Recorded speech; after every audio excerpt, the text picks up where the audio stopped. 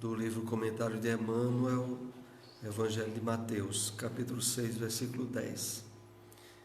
Convence-te de que as leis da divina sabedoria não se enganariam, situando-te na terra por tempo determinado, com vistas ao próprio burilamento que te cabe realizar. Recebes os parentes e afeições de que mais necessitas, para resgatar as dívidas do passado ou renovar-te nos impulsos de elevação. Então vamos fazer aqui alguns comentários desse texto de Emmanuel. Emmanuel aqui, de forma bem direcionada, ele usa, por exemplo, aí o verbo convencer no imperativo, convence-te, que é a forma de dar ordem, principalmente quando é necessário, face às imperfeições que ainda nos caracterizam. Porque quando ele diz aqui, convence-te de que as leis da divina sabedoria não se enganariam, e dirigindo a mensagem para nós espíritas, é porque boa parte de nós, mesmo tendo conhecimento dessas leis, não se convence da sua eficácia e da sua atuação. Às vezes a gente sabe, tem o conhecimento de que elas atuam, principalmente quando passamos a ler os livros sobre a vida no mundo espiritual de André Luiz, mas é preciso ir mais além. Por isso é que Emmanuel começa dizendo, convence-te, adquire certeza absoluta de que as leis divinas, as leis da divina sabedoria não se enganariam. Principalmente quando, vez ou outra, a gente vê pessoas dizerem assim, eu nasci no país errado, ou nasci na família errada, eu era para... E, na verdade, nunca está na família errada, nem no país errado.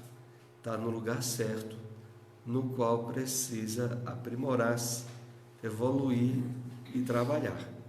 E perceber como o mecanismo dessas leis atuam junto de nós em todos os lugares e em todas as situações. Situando-te na terra por tempo determinado com vistas ao próprio burilamento que te cabe realizar. Quando diz aqui situando-te na terra, tem até algumas pessoas que, quando veem tanto dos conflitos, tantos dos problemas, nesse mundo de provas e expiações, dizem, eu devia não ter nem reencarnado. Era melhor, uns achariam até bom se fossem raptados num disco voador.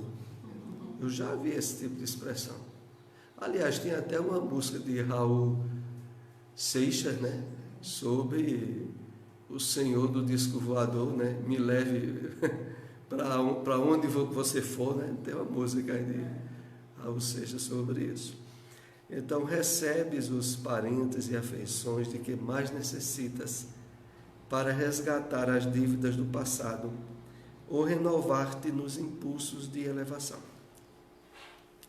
Então, na família em que nós nascemos, sobretudo os laços consanguíneos de pai, mãe e irmãos, eles estabelecem necessidades de aprimoramento e de solução de problemas do passado entre aqueles espíritos que estão agora vivendo mais próximos na consanguinidade. Então, por mais problemático que seja um irmão ou irmã, pai ou mãe em relação aos filhos, há por trás de tudo isso uma série de fatores cujos determinantes é o passado espiritual que cada um traz. No final aqui Emmanuel completa dizendo, ou renovar-te nos impulsos de elevação. E está dizendo assim no final, olha, se não for resgate, é lição para você crescer e evoluir. Não é de graça as situações trabalhosas que a gente passa, quer na família, quer no lugar onde nós somos chamados a caminhar durante a encarnação. E vamos agora falar um pouco no livro A Gênese, o Bem e o Mal, um tema que também já foi tratado no livro O Céu e o Inferno. Aqui a gente tentou separar alguma coisa que se diferenciasse para tentar fazer algum aprofundamento a mais. Sendo Deus, começa assim no livro A Gênesis, sendo Deus o princípio de todas as coisas, e sendo toda sabedoria, toda bondade, toda justiça, tudo que dele procede, há de participar dos seus atributos, porquanto que é infinitamente sábio, justo e bom, nada pode produzir que seja ininteligente, mau e injusto. O mal que observamos não pode ter nele a sua origem. Essa semana eu escutei uma palestra de Haroldo falando sobre essa que é a questão também. Essa parte da Gênesis. Está vendo? Coincidência, né? Então, veja, na verdade aqui, nessa introdução que o livro A Gênesis traz desse tema, nós somos convidados a fazer uma coisa muito séria, que é o quê? Perceber pela revelação espiritual que a doutrina espírita nos presenteia as razões que estão por trás de todos os desequilíbrios e conflitos que se tem na convivência humana no mundo em que nós nos encontramos. Porque se Deus é bom, justo, inteligência suprema e supremo amor, e tem tantas coisas conflitantes, desequilibrantes, desastrosas na Terra, qual é a causa determinante disso? É onde nós somos levados a nos questionar sobre de onde nós viemos, por que estamos aqui na Terra e para onde nós vamos. E é na doutrina espírita que a gente tem todos os detalhes a respeito disso. Eu não canso de recomendar que uma grande causa, não só uma, mas diversas, que são trabalhadas, explicadas, nós abundantemente encontramos nos livros de André Luiz. Porque depois do livro Nosso Lar, a partir do livro Os Mensageiros, ou Missionários da Luz, ou No Mundo Maior, e depois a série dos livros que vem em seguida, eles esmiuçam situações de conflitos graves que pessoas estavam passando na Terra e como a intervenção espiritual estava agindo na solução, ou por que aquelas situações estavam se arrastando. Então a gente vê inúmeras histórias e que são relatos verídicos, onde só foram mudados os nomes. E ali a gente vai entendendo e contextualizando com a nossa experiência que nós estamos tendo o entendimento por que é que a gente está passando por determinado problema, ou a família passa, ou por que é que eu nasci nessa família, ou porque eu tenho determinadas dificuldades, ou financeiras, ou sociais, ou afetivas, ou outras. Ali a gente encontra as raízes para facilitar o entendimento nosso. Então a gente vê ali inúmeras situações, desde o livro Os Mensageiros. Situações onde pessoas, por exemplo, tiveram perda de filhos, ou ficaram viúvas, ou pessoas que estavam passando por doenças graves, doenças congênitas, e como a espiritualidade estava atuando. Por que é que muitas vezes a pessoa procura ajuda numa casa espírita e a solução para uns é rápida, para outros é demorada, para alguns nem nessa vida se consegue a solução. Tudo isso é mostrado nesses livros de André Luiz. Então, por exemplo, citando mais um aqui, no livro Libertação, que analisa aquela história de Margarida, que é uma história de um processo de influência espiritual obsessiva grave, e que para ser resolvido levou muito tempo, no sentido de meses, e com a atuação direta de um grupo de espíritos para ajudar. Mas não pôde ser resolvido num dia, numa semana, nem num mês. E não obstante, os espíritos ali do bem estavam atuando, estavam resolvendo. Mas aí é aquilo, se a pessoa não tiver um entendimento da vida espiritual como esse que é mostrado nos livros de André Luiz, pessoas que, por exemplo, procuram ajuda numa casa espírita por um problema mesmo de natureza obsessiva, mas que demora, tem alguns que demoram a ser resolvidos, a pessoa se desacreditar ou achar que a casa espírita é fraca, aquela casa, e aí tenta inclusive ir para outra casa, que depois muitas vezes também não dá certo e vai para outra casa. E não obstante, desde a primeira tentativa, já estava em andamento um processo de solução. Só que muitas vezes não é rápido.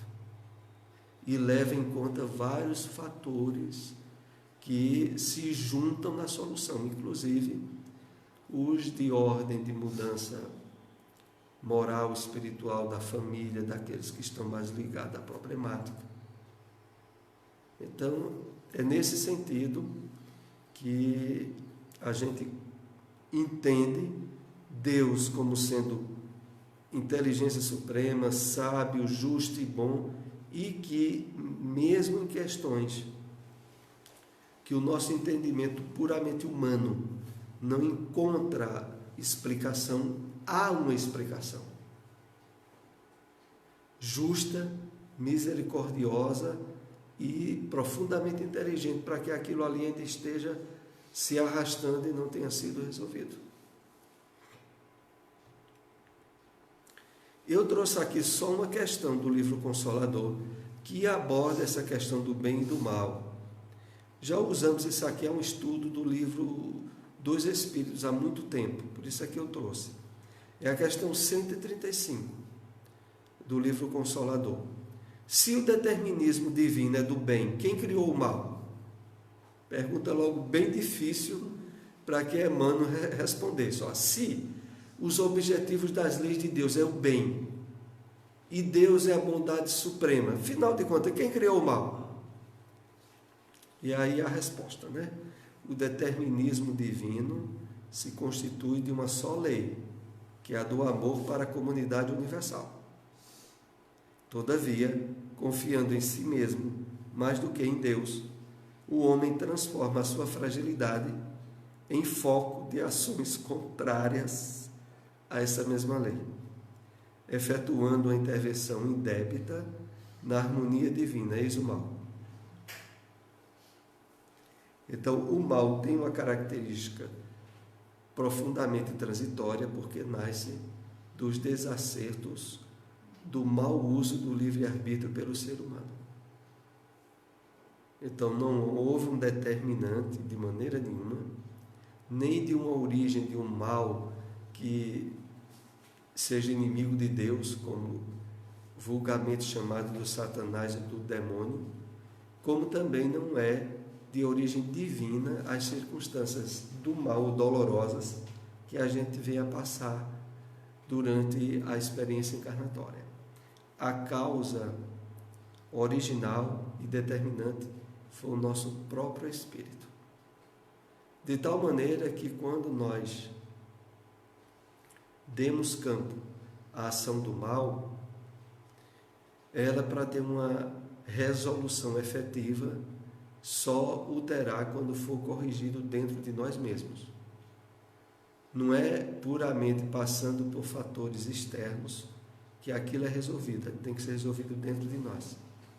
Porque, de certa maneira, toda a nossa atitude contrária às leis divinas, e que muitas vezes atingem pessoas, atinge primeiramente a consciência divina dentro de nós mesmos. Cria um desequilíbrio interno em nós. E aí precisa ser resolvido dentro de nós. Claro, ser resolvido também fora, repondo o dano que a gente tenha feito a alguém. Mas a simples reposição do dano não significou que foi eliminada na raiz o problema. Vamos continuar. Ainda no livro A Gênese, os males de toda espécie, físicos ou morais, que afligem a humanidade, formam duas categorias que importa distinguir. A dos males que o homem pode evitar e há dos que lhe independem da vontade. Entre os últimos, cumpre-se incruam os flagelos naturais.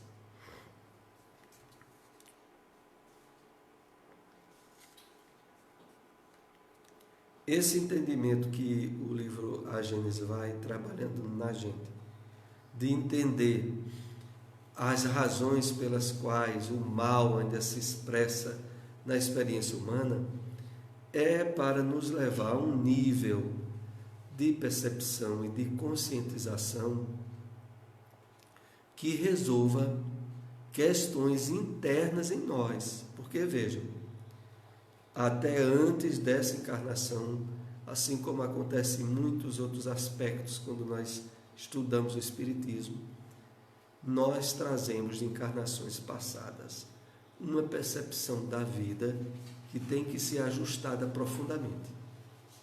A percepção que a gente tinha da vida em encarnações anteriores era no sentido de que, quando alguma coisa de mal acontecia, nós estávamos sendo punidos por Deus ou por uma intervenção do Satanás. E isso se impregnou em nós durante muitas encarnações. Quando esse assunto é colocado desse modo pela doutrina espírita para nós, usando o raciocínio e a razão, facilmente nós aderimos ao conceito espírita, mas aderimos só numa parte psíquica nossa. Dentro de nós tem as experiências e as situações e sensações ruins provocadas pelas experiências de outra encarnação, onde o mal para nós tinha outro conceito. Isso nos leva à seguinte questão: é preciso que o conhecimento dessas instruções que agora a doutrina espírita nos dá, nos sensibilize e nos motive a uma vivência contrária a elas. Então, por exemplo, quando, levando uma questão bem sutil, e que certamente acontece com a maioria de nós em relação à questão do bem e do mal. Quando alguém, por exemplo, numa rua, em estado aparentemente ou expressamente de necessidades físicas ou materiais, e nos pede uma ajuda. E naquele momento prepondera dentro de nós os princípios do bem e do mal. Os do mal, claro, estão profundamente ligados ao egoísmo. Só que o egoísmo nosso se disfarça de mil modos. Então a gente pode, numa atitude egoísta, dizer: peraí, se eu der esse dinheiro a essa pessoa, eu estou fazendo mal a ela, porque eu estou estimulando a preguiça, ou estou estimulando ela a viver como pedinte. Então não deveria ajudar. Mas se dentro da pessoa, vejo outro enfoque, sobrepujar-se a natureza fraterna, humanitária, ela pode ter outro questionamento e dizer: eita, essa pessoa pode estar passando por um problema que eu não tenho ideia qual é, mas certamente para ela estar nessa situação é porque ela está, pelo menos agora, necessitada que eu ajude ela. Certamente foi por isso que as circunstâncias da providência divina me colocou no caminho dela e vai ajudá-la. Vejam como são sutis as questões. Elas, claro, para que a gente sempre tenha a atitude ideal, é preciso que a gente esteja bem conscientizado para que substratos de egoísmo e de prepotência ou de orgulho dentro de nós não estejam determinando ações que aparentemente são certas, quando na verdade seriam erradas. E vocês notem que muitas vezes, se nós estivermos atentos, as nossas atitudes em relação a esse quadro que eu citei tem muito a ver de como foi ou como está sendo o nosso dia. Para uma grande parte das pessoas, se o dia estiver dando certo muitas coisas, ela está mais aberta a ajudar qualquer pessoa. Alguém que passou pela rua e que ela 2 vezes não ajudou, naquele dia que as coisas estavam no astral elevado, eu vou ajudar. Vejam como funcionam os conflitos no psiquismo nosso, devido ao passado espiritual que nós trazemos. Mas agora, com esses conceitos renovados que o Espiritismo traz, é para a gente aderir pelo enfoque do bem, do desprendimento e da caridade de forma constante e consciente. Primeiro se vendo na terra como não sendo dono de nada, né? Que a gente sempre gosta, direto ou indiretamente, de estar assegurado pelas questões materiais que na verdade não assegura ninguém, mas a gente acredita que assegura. E isso, de certo modo, na medida em que a espiritualidade vai se afinando mais conosco, é resolvido naturalmente. Então, o principal, claro, é estarmos harmonizados interiormente. É estarmos em termos de consciência ligada às vibrações do bem de forma constante. Porque quando a gente está assim, a gente age espontaneamente e sempre da forma ideal. Mas quando a gente está envolvido nos conflitos, aí as nossas atitudes abrem campo para tudo quanto é de coisa não agradável em relação às leis divinas. Então, aqui no final, que faz a menção aos males, que em grande parte o homem pode evitar, mas existem aqueles que independem da vontade do homem. E entre esses últimos está a questão dos flagelos naturais.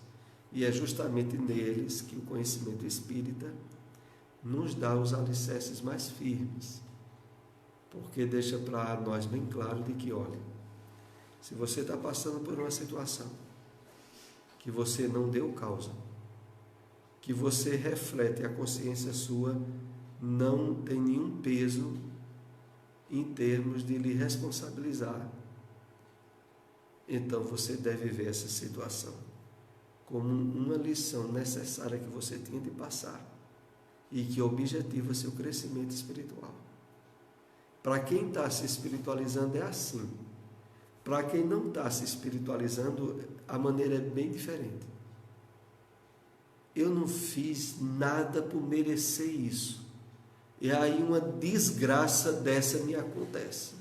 Não é para a pessoa ficar revoltada? As pessoas que encaram as coisas do prisma humano ou materialista acabam refletindo desse modo.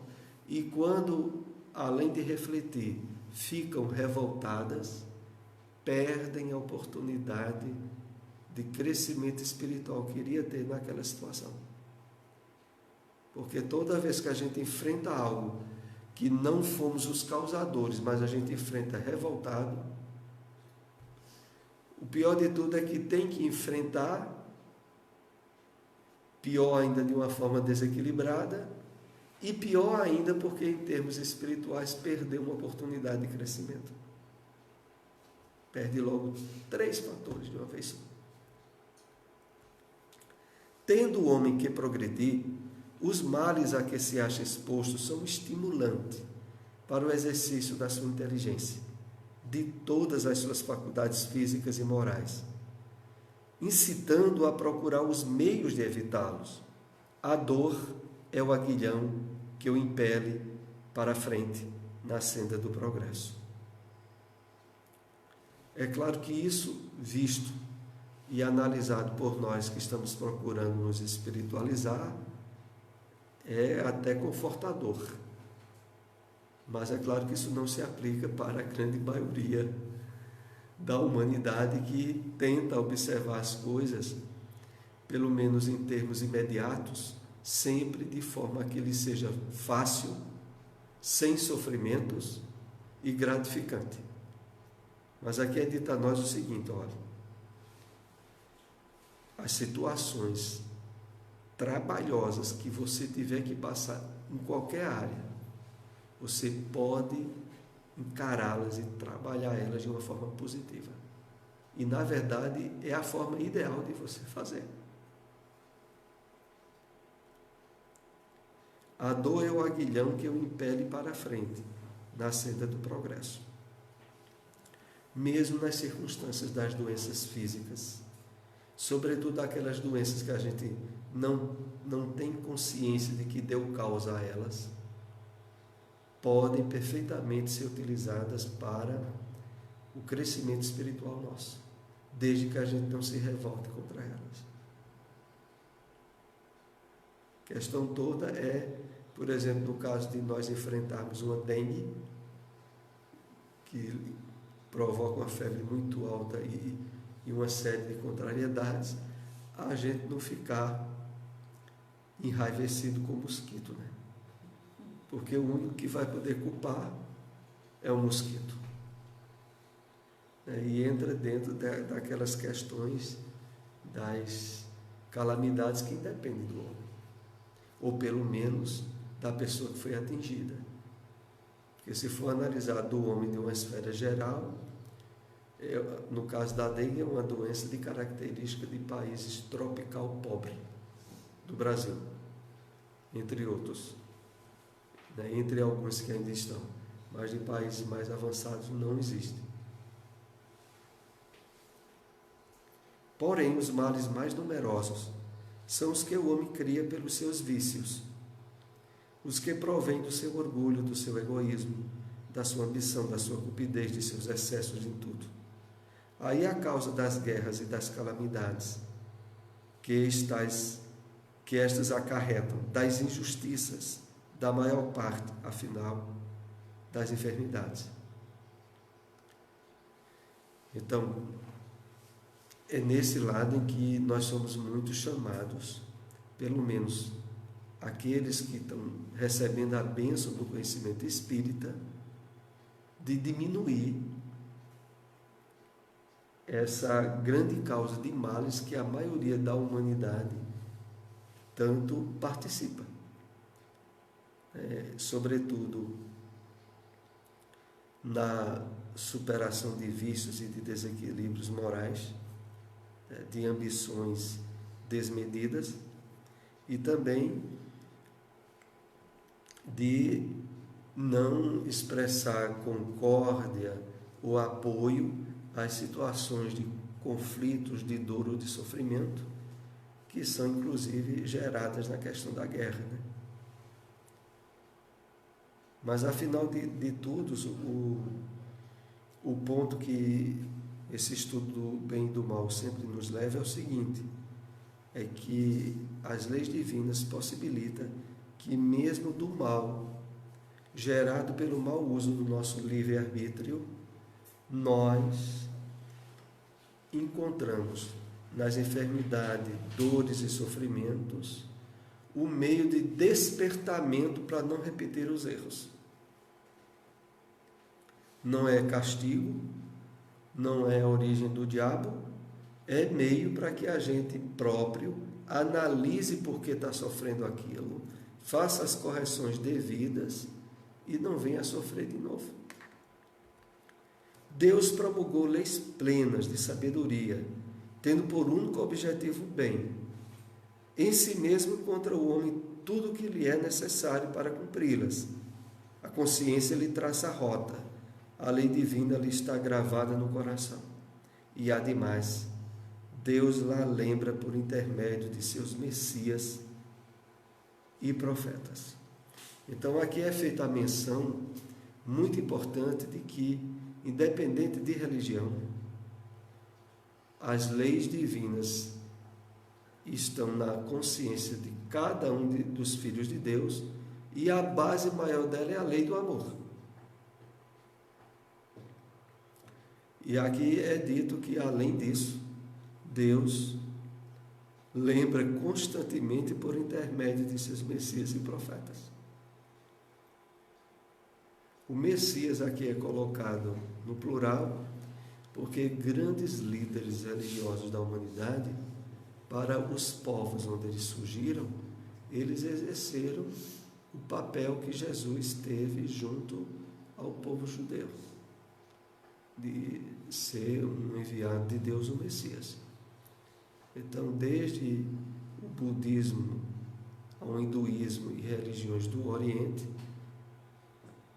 houve a intervenção divina para que esses espíritos viessem à Terra e dessem início ao despertamento de consciência pela religião naqueles povos. Nestes últimos tempos, pela multidão dos espíritos desencarnados, que se manifestam em toda parte, se o homem se conformasse rigorosamente com as leis divinas, não há duvidar de que se pouparia aos mais agudos males e viveria ditoso na terra. Então, aqui no nosso caso em particular, ainda mais pela multidão dos espíritos desencarnados que vêm lembrar, detalhar, esclarecer e esmiuçar as leis divinas para que a gente adira a elas de coração. Porque vocês imaginem que só nós, espíritas, que através da mediunidade tem o contato da revelação direta da situação dos espíritos do lado de lá, é que percebe a justa aplicação das leis de Deus que foram reveladas a nós por Jesus, ou pelos grandes líderes das religiões da humanidade.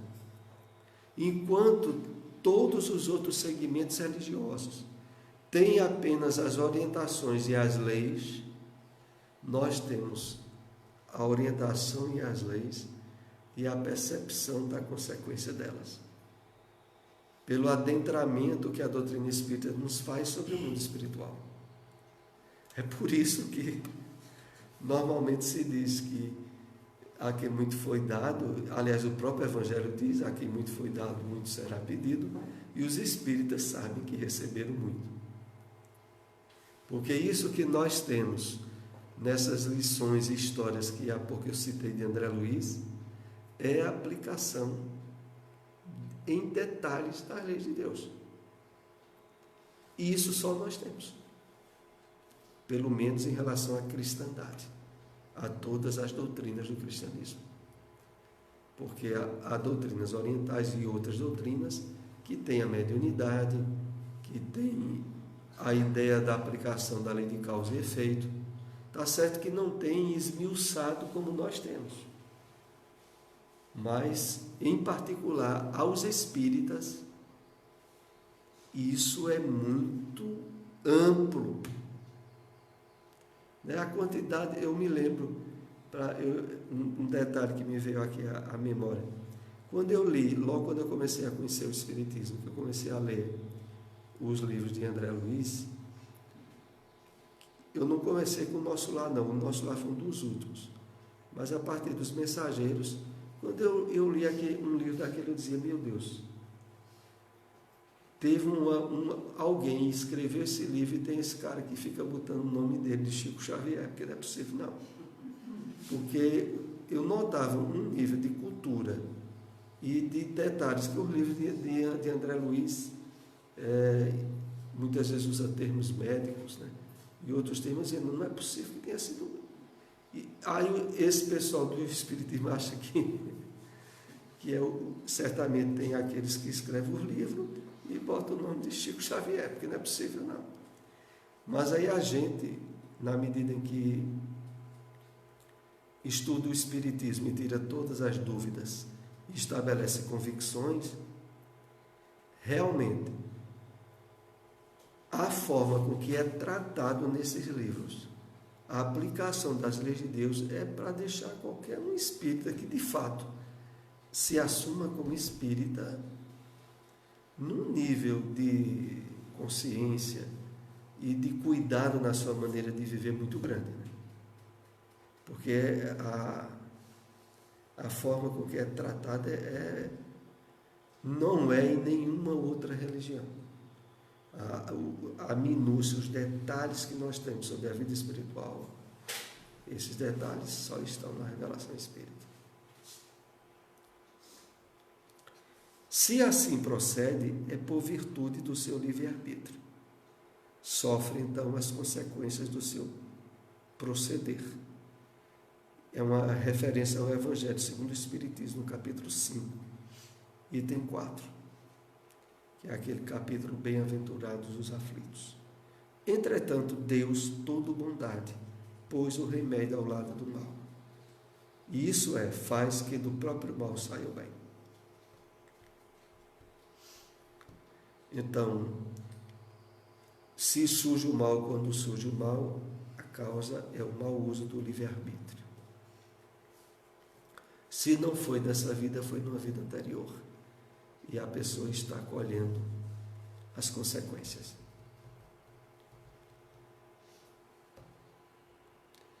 Decorrendo o mal das imperfeições do homem, e tendo sido este criado por Deus, disse-á, Deus não deixa de ter criado, senão o mal, pelo menos a causa do mal. Se houvesse criado perfeito o homem, o mal não existiria.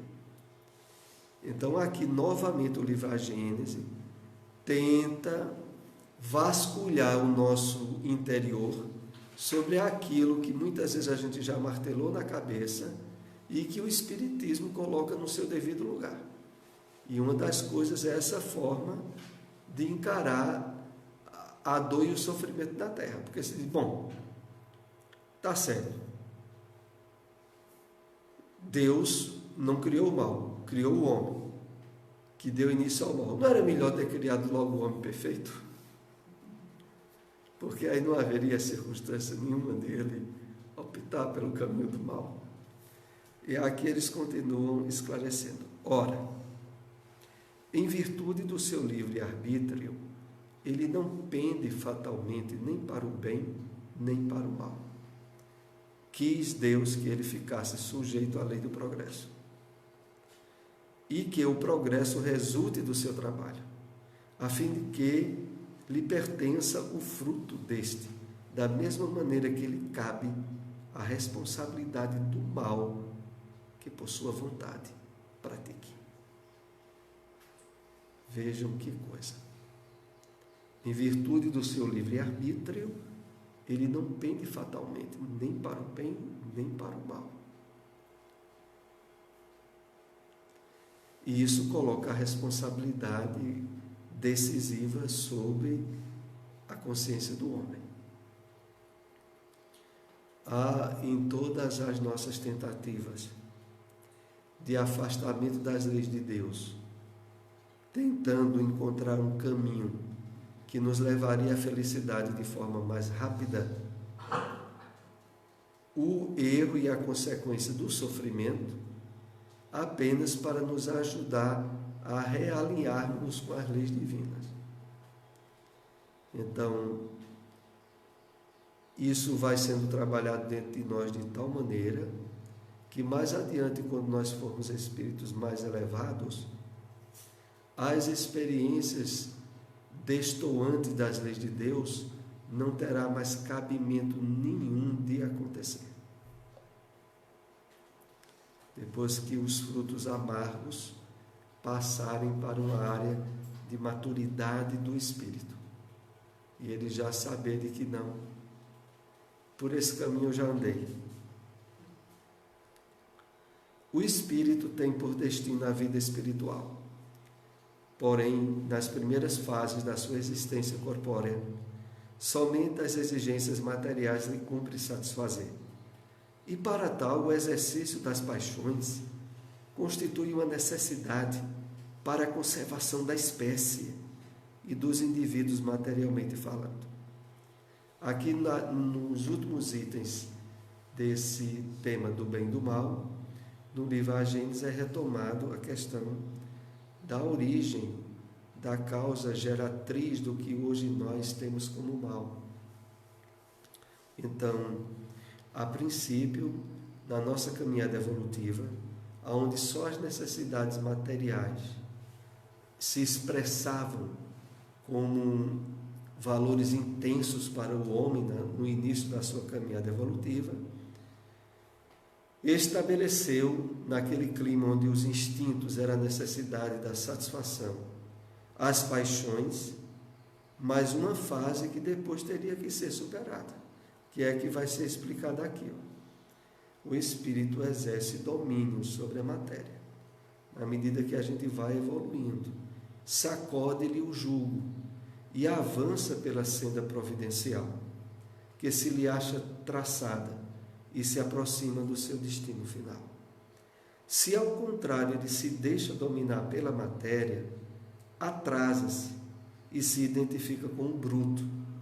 Nessa situação, o que era outrora um bem, porque era uma necessidade da sua natureza, transforma-se no mal. Vejam como é a situação.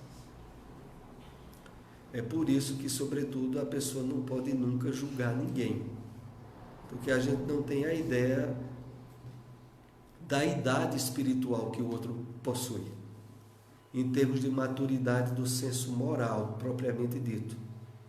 Porque as leis divinas esperam e estabelecem os seus critérios de acordo com a maturidade que o espírito vai tendo na sua caminhada evolutiva. Então, para espíritos lá para trás, aonde as necessidades, os instintos eram prementes, havia uma série de ações deles que eram totalmente aceitáveis.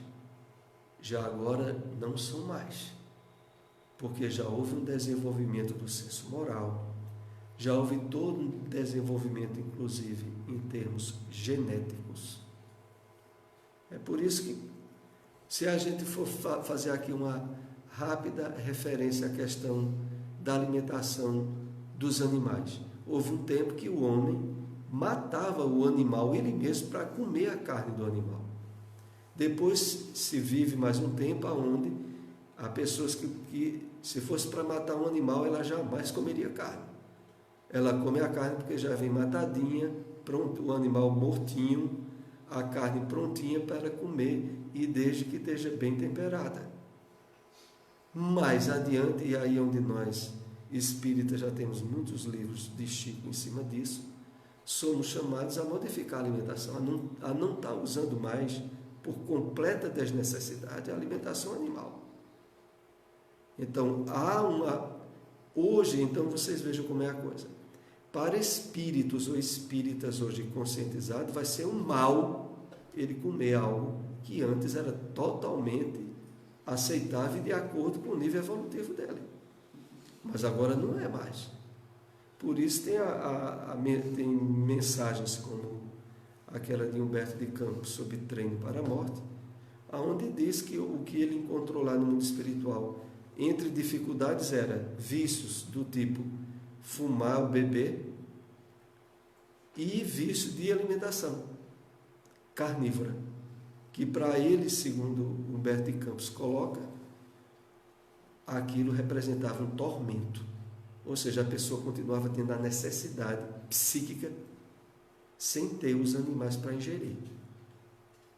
Que no livro Nosso Lar, né, faz a menção de um problema que houve lá quando o Nosso Lar foi fundado, porque tinha espíritos que não admitiam ter uma alimentação mais fluídica e menos pesada. Então voltando aqui para fechar esse slide, que é o último que nós vamos analisar, a questão é essa.